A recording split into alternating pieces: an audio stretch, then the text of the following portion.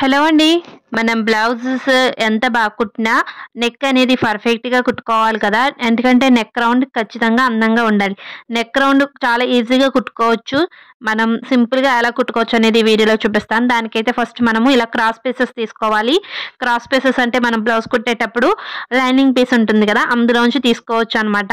ఇలా నేను ఒక 1.25, 1.5 ఉండేలా మినిమమ్ 1 దాటాక తీసుకోండి. 1 ఇంచ్ కన్నా ఎక్కువ తీసుకోండి.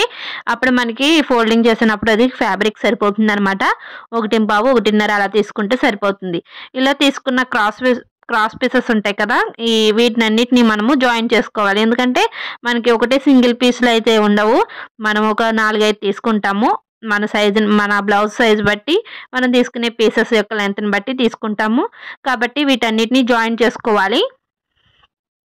ఇలా జాయిన్ చేసేటప్పుడు ఒకదాని మీద ఒకటి పెట్టుకుంటూ జాయిన్ చేసుకోండి. ఈ క్రాస్ పీసెస్‌ని జాయిన్ చేసుకున్నప్పుడు మనకి ఈ చివరన ఉంటుంది చూడండి. ఈ చివర ఎడ్జ్ అనేది తీసుకొచ్చి పైకి పెట్టేసుకోవచ్చనమాట. ఇదొక సింపుల్ మెథడ్ అనుకోండి. ఈ విధంగా టర్న్ చేసుకొని పైకి దీనిపైన ఇంకొక పీస్ పెట్టుకోండి. ఈ విధంగా ఒకదాని మీద ఒకటి పెట్టుకుంటూ మనము స్ట్రెయిట్ మనం తీసుకునే క్రాస్ పీసెస్ అన్నిటిని జాయిన్ చేసుకోవాలి. ఇలా ఒక 2 స్టిచెస్ అయితే వేసుకుంటాం అనమాట. ఇవి మనం క్రాస్ పీసెస్ ఎందుకు తీసుకోవాలి అంటే క్రాస్ పీసెస్ అన్నవి సాగుతూ ఉంటాయండి. మనము నెక్ రౌండ్ దగ్గర అది తిరిగేటప్పుడు పీసెస్ తీసుకోవడం వల్ల అది మనం ఫోల్డింగ్ చేసి కుట్టేటప్పుడు అది ఫ్రీగా మూవ్ అవుతుంది.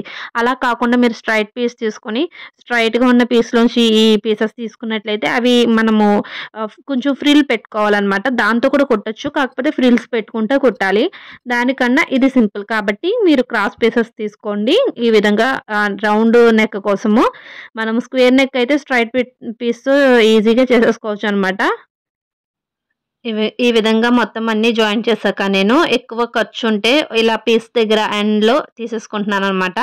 తర్వాత మనం ఎక్కడ జాయిన్ చేసుకోవాలనేది క్లియర్‌గా చూడండి. బ్లౌజ్ మొత్తం స్టిచ్ చేసుకుంటాం కదా! అంటే లైనింగ్ పార్ట్ అది జాయిన్ చేసేసుకొని ఉక్సులు, కాజా పట్టీ అన్నీ వేసేసుకున్నాక మనకి బ్లౌజు ఉక్సులు పట్టీ వైపునైతే స్టార్ట్ చేసుకుంటున్నాము. ఇక్కడ మనం అటాచ్ చేసిన ఈ బద్ది ఏదైతే ఉందో మనం రెడీ చేసుకున్నది దాని కుట్టును చూడండి. కుట్టును లోనకి పోవాలనమాట. మనం అటాచ్ చేసినవి కుట్లు లోనికి వెళ్ళిపోయేలా ఫోల్డింగ్ చేసుకుని బ్లౌజ్‌కి పై వైపున ఈ విధంగా చిన్నిగా ఫోల్డింగ్ చేసి లోపలి వైపుకి కొంచెం పెట్టుకుని మిగతా అంతా పైనే ఉంటుంది. పైనే మనం ఒక పాదం ఖర్చుతో కుట్టు వేసుకుంటూ వెళ్ళాలి.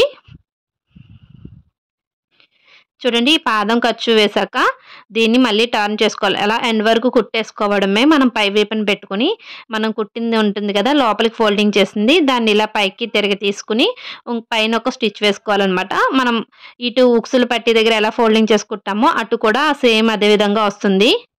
తాళ్ళు పట్టీ వైపున కూడా సేమ్ ఈ విధంగానే ఫోల్డింగ్ చేసుకోవాలి. మొత్తం కూడా మనం తిరగబెట్టింది తీసేసుకొని పై వైపున స్టిచ్ వేసుకోవడమే. దీనికి చేతి కుట్లు వేయడం కూడా చాలా మందికి కొన్ని డౌట్స్ ఉంటాయి. చేతి కుట్లు ఎంత ఈజీగా వేసుకోవచ్చు, ఎలా పర్ఫెక్ట్‌గా వేసుకోవాలనేది కూడా మీకు నెక్స్ట్ వీడియోస్‌లో పోస్ట్ చేస్తాను. సో, ఛానల్ మిస్ అవ్వకుండా చూస్తూ ఉండండి. అలాగే దీనికన్నా ముందు పెట్టిన వీడియోస్ కూడా మంచి కంటెంట్‌తో పెట్టాను. అన్నీ కూడా బ్లౌజ్‌కి సంబంధించిన వీడియోసే కాబట్టి ఎవరికైనా యూజ్ అవుతున్నాయి, బాగున్నాయి అనిపిస్తే తప్పకుండా వీడియోస్ చూడండి, లైక్ చేయండి. అలాగే ఛానల్ సబ్స్క్రైబ్ చేసుకోకపోతే వెంటనే సబ్స్క్రైబ్ చేసుకొని సపోర్ట్ చేయండి. చూడండి ఇలా ఎండ్ వరకు స్టిచ్ చేసుకోవడమే ఇక్కడ. చూడండి ఎండ్ అనమాట. ఇది చివరన మీకు ఫోల్డింగ్ చేసి కుట్టడం చూపించలేదు కాబట్టి ఇక్కడే చూపించేస్తున్నాను.